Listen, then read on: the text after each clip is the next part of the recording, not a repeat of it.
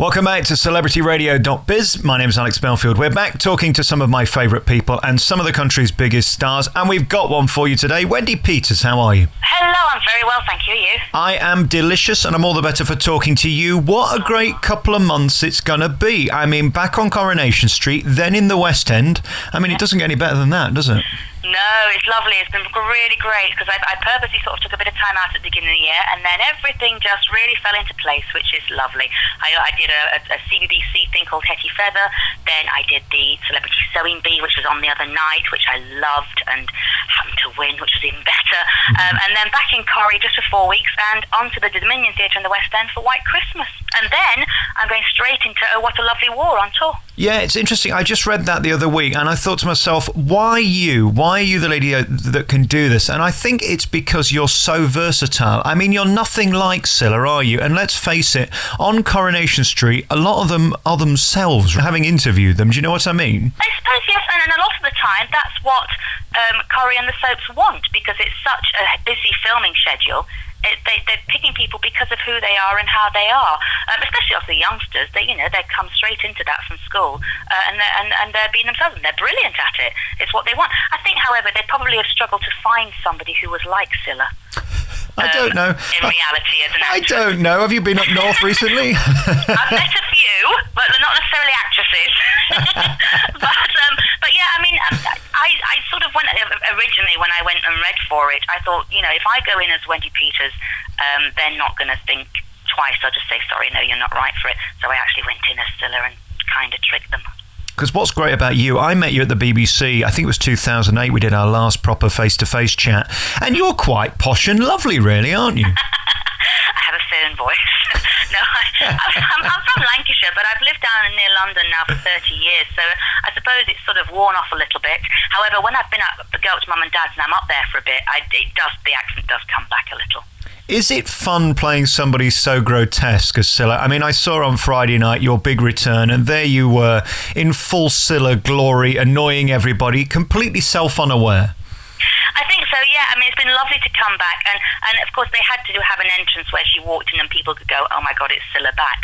And she's still annoying and she's still very Cilla. I think slightly toned down, because when they asked me to come back, I chatted with the producers about what we both wanted from it, and we both agreed that as much as she was fun and she was a laugh and she was annoying, it had got a little bit out of reality, and we needed to just pull it back slightly. So I think hopefully over this 4 weeks we'll still see Cilla, but we'll see a slightly softer side, and her not. She's come back for a reason. She's come back because she's been diagnosed with osteoporosis, and she just has a feeling that in a few years' time she might need her family. So she's coming back just to suss it all out and just test the waters and see how they all react to her. And the reaction's not very nice, but that's to come in the next few weeks. Was it a bit strange coming back into the show in a different building, because it's not Coronation Street, Granada anymore, is it? I know that was very odd. It was odd enough going back to something that I thought I'd put to bed, but it was also even more strange driving down to Salford Quays to the whole new big media city area, and there is Coronation Street now in a beautiful big building. Everything's brand spanking new. That was very odd. But of course, once you get into studio and onto set, it's exactly the same. Yeah. But it is quite corporate, and I'm sure in time it'll mould in and become Coronation Street. But it is quite new and sparse. Has it lost a bit of the soul, do you think? Because Granada was a dump. It was the history that kept it going, wasn't it? Yeah, I mean, I'm not going to agree that it was a dump, but I know what you mean. It was old, and it was lots of little old rooms there. And wasn't glamorous, put it that way. Yeah, it had a lot of history, and I think possibly it may have done. It is different, but things move on, and it had to be made bigger. Yeah. And it just couldn't cope. I mean, I think William Roach told me a couple of years ago that it was designed to do one show a week. Now they're doing 5, and you just couldn't cope because they filmed several scenes all out of order at different times, and you need a 2014 facility to cope with that. Yeah, absolutely. Now there's 4 studios, so at some points there's 4 different weeks of episodes being filmed at the same time. So, but it's able to cope with that now because people can be moved from studio to studio, and it just makes it a slightly easier process. Yeah. We're going to just very finally talk about you coming back later after you've done all the West End stuff. Is that a possibility? Would you like to go back if they ask you? Oh, I don't know. I really enjoyed my 4 weeks there, a lot more than I thought I was going to. So I think the thing to do is never say never. If we have a lovely storyline and characters get on or clash or do whatever, I certainly would consider it for a while. Because it was really lovely to see everybody, and it was so nice to catch up. And it was lovely to go in knowing that I was helping Jenny McAlpine get out for her maternity leave, and because she's going to have a baby, which is really exciting. I feel like I'm going to be a real granny. She's lovely as well, and I find them all to be. There's no room for divas on that set, is there? No, because the schedule is just far too busy. You all just have to crack on and get on with it. No. And that's what Coronation Street is about. There's nobody in Coronation Street bigger than Coronation Street. That's a very, very good point you make. I hope you know we love you on that. I know it might be a daft role, it might be grotesque, it might be over the top, but we need some comic relief. And frankly, since Blanche has died, there's not really been that, has there? Oh, no. Well, except I love Mary. She's good. When I do dip in, I love Mary. I think she's very funny. Yeah, she is. And Norris, of course. I know what you mean. That's sort of what Corrie's known for. Yeah. Is as well as being drama, it's a bit of light relief at the end of your day at work, isn't it? You go in and you know you could have a laugh. So who knows? Maybe they will. And if they do phone, I'd be happy to think about it. As I said earlier, I love the fact that you're so talented, literally the insane to the ridiculous. So here we are in November 2014, about to open in White Christmas, which I saw on Broadway many times, actually, because it opens most years there. And it's on a grand scale. And if you love Christmas, you're just going to adore it because it is truly magical. And in a rare turnaround, they've actually made the stage production almost as good as the original film. Well, yes, I think so. I mean, I'm a big fan of the film with Bing Crosby and Danny Kaye, and it basically is the film on stage, but with more Irving Berlin fabulous big tap numbers. Yeah. It's just number after number after number, linked with some great scenes and some wonderful songs and dances, and it's just a joy to do. I mean, I've done it for the last 2 Christmases. I did it in Manchester and then Edinburgh, and I'm thrilled that at last, the producers have managed to find a theatre that's free in London to bring it into town, because I think it's something that the West End needs at Christmas. Yeah.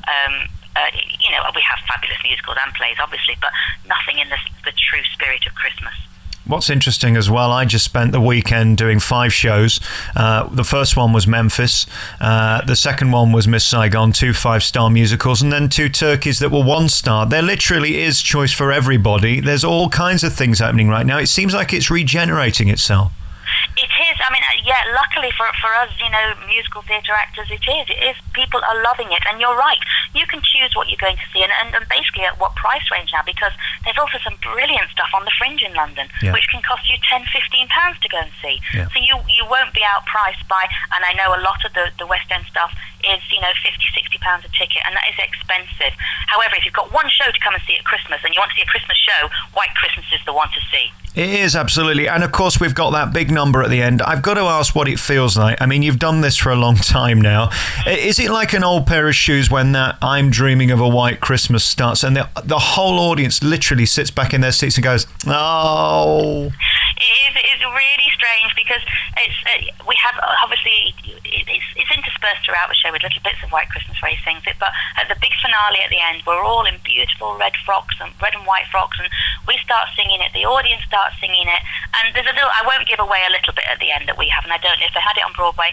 We have a very special moment at the end, and it makes me cry every night on stage. And I'm blubby. I'm trying to sing out White Christmas, and it just is so special and so beautiful. It really is. It's theatre for all ages. You could take the whole family. I know we probably shouldn't admit this, but is there a special buzz doing it in the heart of the West End opposed to the provinces? Does it give the show an extra kick, do you think? I think we're all possibly slightly more excited. We've been in beautiful theatres. The Festival Theatre last year in Edinburgh is a stunning theatre, and then the Lowry down at Manchester, there's so much going on there now with Media City. I think, though, you're right, there is something special about bringing it to London and having it in town, just because of the buzz that's going round about it. Everybody within the business as well is going, White Christmas is coming to town, I have to go and see it. I don't know. There is a big buzz about it, and it's lovely to be in town, if only to be at home. Is that really selfish? So I can get in my car and drive home every night. And are you a Christmas lover? Because this could be infuriating if not. I am a Christmas lover. I love the build, not so much the actual day. I love the build up to it. I'm the same, yeah. Yeah, I love going and shopping and getting the Christmas tree and decorating up the house and stuff like that. And, obviously we only get one day off. We get Christmas Day off, that's it. But we're still going to have a lovely day. My parents are coming down and we're going out for lunch for the first time ever. Just because I've got one day off, I went, you know what, I'm not going to cook.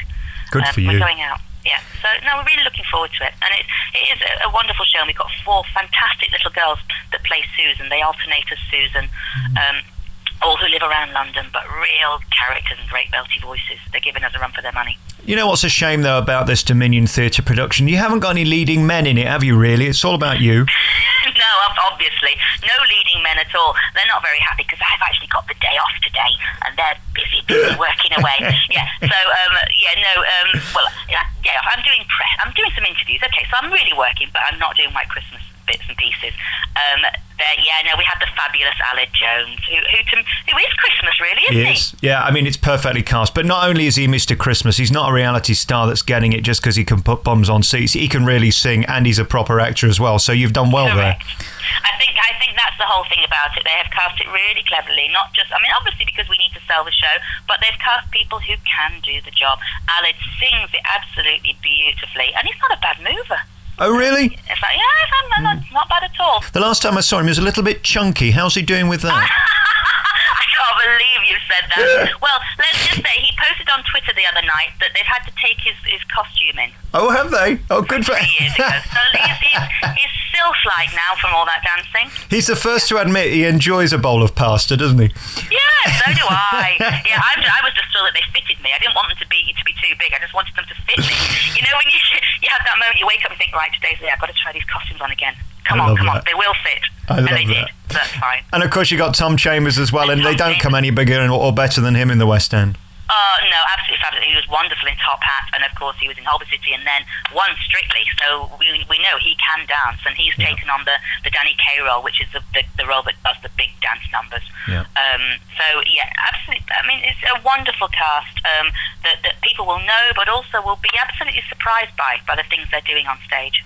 The other thing I love about this show, I think the Americans do Christmas better than us. They get the majesty of it and the magic of it as well. And this show really embraces that typical, stereotypical red and white Christmas, the way they do the trees and all that. It's glorious. Are they doing the theatre up as well? Because that Dominion is huge, isn't it? The Dominion is huge, and it's just had, since We Will Rock You closed, it has had a bit of a facelift. It's all been repainted inside, it's beautifully redecorated, and it is all red and gold in the auditorium. Brilliant. I was there for Evita the other week. Don't ask me what I thought of that, by the way, because... All right, okay. Move on from that. But will they put the Christmas trees and all that in the lobby, so we'll be in the Christmas spirit, and will there be mulled wine and things? I hope so. It would be lovely if there was. I have no idea. We go into this. I don't know. It would be lovely if it would happen like that. It's such a great show. I can't recommend it enough. White Christmas really is the perfect way to start your Christmas. It plays through the beginning of January. And London, just this weekend, I see cranes all over everywhere. I was down in Covent Garden and they're sticking up all the decorations already. The tree is already there, just in time for the opening of White Christmas. I'll be there at the Dominion Theatre in London's West End. It opens on November 8th to the press, and I'll be there for opening night. Thank you so much for your time, Wendy. Good luck with everything. And you're such a star. I really admire you. Say hello when you come to see us. Will do. Thanks so much.